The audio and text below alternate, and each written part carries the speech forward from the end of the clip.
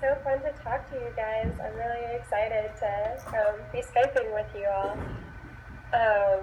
So as I understand, you've been sort of learning about Mount Everest and keeping goals, and you've read a little bit about my story of climbing the 7 summits in Mount Everest. And so I just wanted to talk to you a little bit about that journey and the sort of goals that took me up to the top of the world. So I just first wanted to say that climbing Mount Everest, that wasn't the first goal that sort of like started me on the journey. I started climbing much smaller mountains. I started climbing when I was about 12 with my dad around Southern California, and we just go out on like day hikes all around. And the first like bigger mountain that I climbed was Kilimanjaro, which I did when I was 12 with my dad.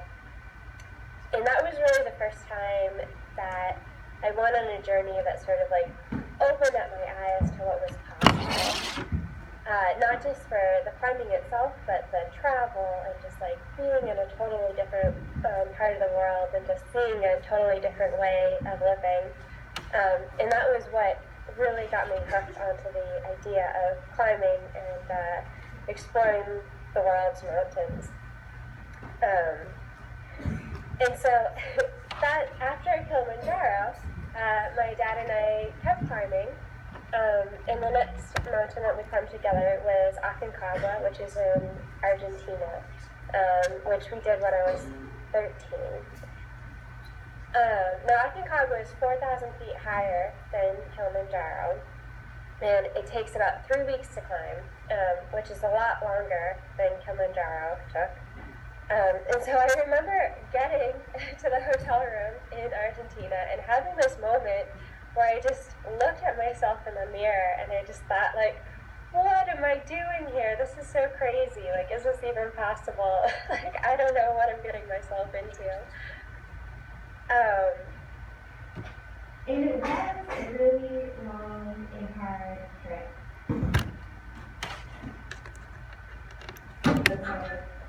Kilimanjaro.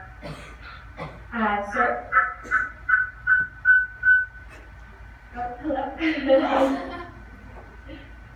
Is the sound okay and everything? It should be now. We were having issues coming through our auditorium speakers, but I think you're good now. Sorry for the interruption. Okay, great, no problem. Just want to make sure you can all hear me. Yeah, so Aconcagua was an enormous mountain for me at the time. And having gone through that period of doubt, and then I still, like, I had so many moments of, like, I don't know if I'm going to make it to the summit. But we stuck with it, and we did. And that was kind of when I first started to think about, I remember on the way back down, my dad sort of introduced me to the idea of the 7 summits. And that's when I really started to think about, like, one day, like, that's something that I would love to do. And it was a long hike out. We had, like, to cover 26 miles in one day. So I had a lot of hours to just sort of, like, daydream about climbing and doing the 7 summits. And so I'd say that's when I really sort of, like, formalized the goal of wanting to do that and wanting to one day climb Mount Everest. And so that kind of brings up something that I think is really important about goal setting, is that it's really exciting to have like those big, lofty goals that you hope to achieve one day. But a lot of the times it's about having the sort of like smaller goals that you're working towards that will eventually get you to the bigger things. So for me, it was having the goal of Aconcagua sort of like opened up my mind to the possibilities that, hey, maybe I could do like something even bigger. Maybe I could even climb bigger mountains. And another thing about goals that I sort of found on that trip was that it's like so important to find the things to pursue that are right for you. Those things that like just get you really excited, because with any sort of dream that you're going to pursue, there's moments of just like doubt where you're looking at yourself in the mirror and just thinking like, what am I doing? And so like having that internal sort of like belief in that what you're doing is something worth pursuing is what's like ultimately gonna get you to the other side of those moments. So after Kilimanjaro, my dad and I kind of we kept climbing together, and we started doing a summit a year. And it was really we kept going for the bigger, harder mountains as our skills developed, and as we got better, we like felt more confident in being able to tackle the bigger peaks. So Everest was like sort of the end point that we kept like in sight, but we kept working on our skills through all these smaller peaks before we eventually felt like, okay, like we're ready to do this now. And then once we got to Everest itself, which is the highest of the 7 summits, the highest mountain in the world, it was still this huge journey. It was, we were there for about 2 months, and I really had to draw upon like all of the skills that I had learned from all of the other peaks, and sort of to be able to feel confident that I like belonged on the mountain and that like I would be able to try my best to get to the summit. But honestly, sometimes even on Everest, thinking about the summit was too much, and all I had to do was sort of think about like, oh, if I can just get to the next camp, like that's what I'm really shooting for. Or even sometimes getting to the camp felt like too much, and they'd just think like, oh, if I can just make the next like 50 steps, like that's all I'm trying to do right now. So climbing is just like such a great way to sort of like really break down those bigger things into just like taking the next step and having the incremental progress.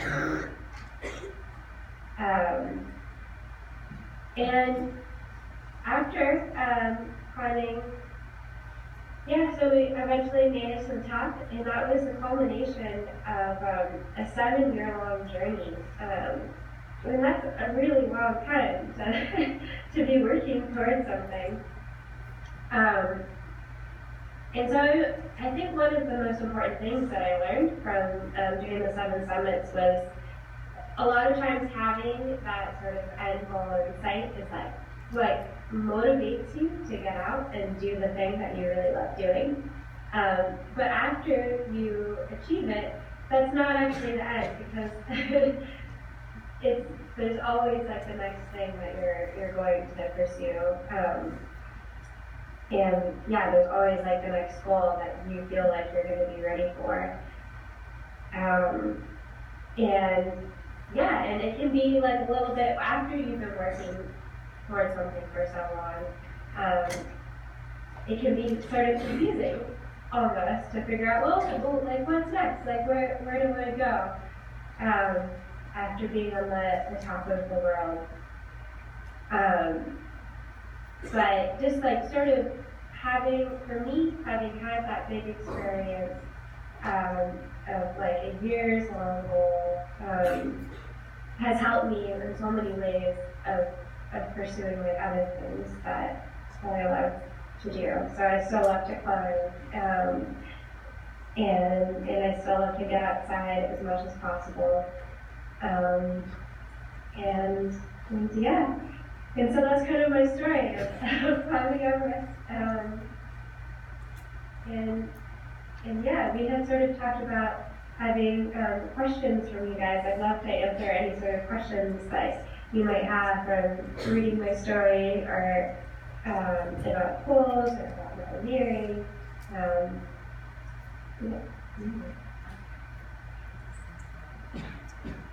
this is so awesome talking to all of you guys. I'm gonna take a screenshot of you.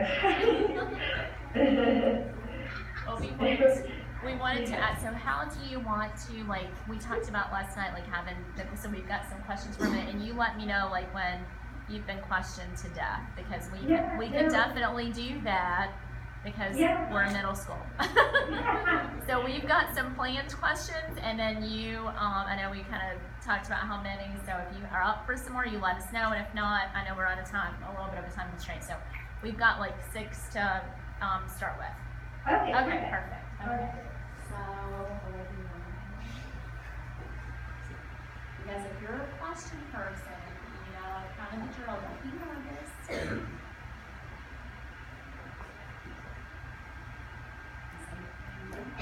Hi, I'm Olivia. And if you could go back and do it again, would you? And if so, what would you change? I would definitely go back and do it again if I had the opportunity to. I think that, what would I change if I were to go back and do it? I think that one thing that I might hope to change, although I think that this might just be an inevitable part of the journey, is just those moments of sort of doubt, like going through all of those and just sort of questioning, like, what am I doing there? I would want to have a little more confidence in myself and sort of just not go through those cycles of just doubt. But that's easier to say on the other side. So I would also, I actually have an 11-year-old brother who is just catching the climbing bug. So if I were to do it again, I would love to go climb with him. He's talking about, he's hoping to get another family trip together to go do Kilimanjaro next summer, which I think would be so much fun to experience with him.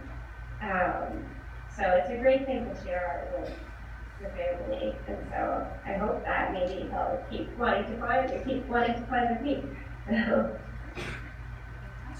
Miss Moretz, do you want to ask Abby? Any other questions? Are you ready? Okay. Yes, ma'am. Here we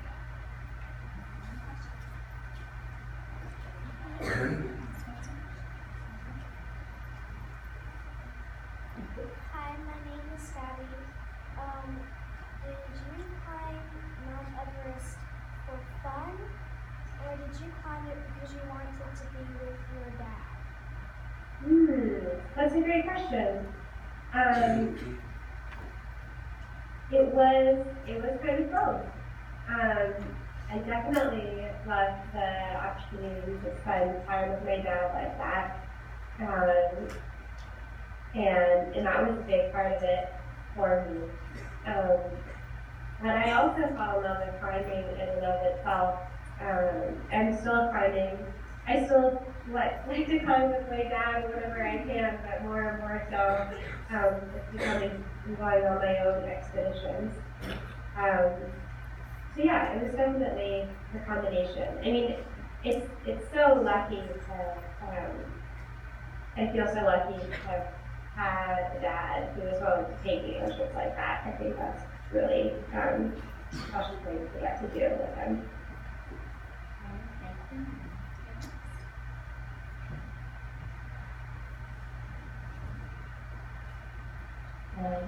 Y'all work on it.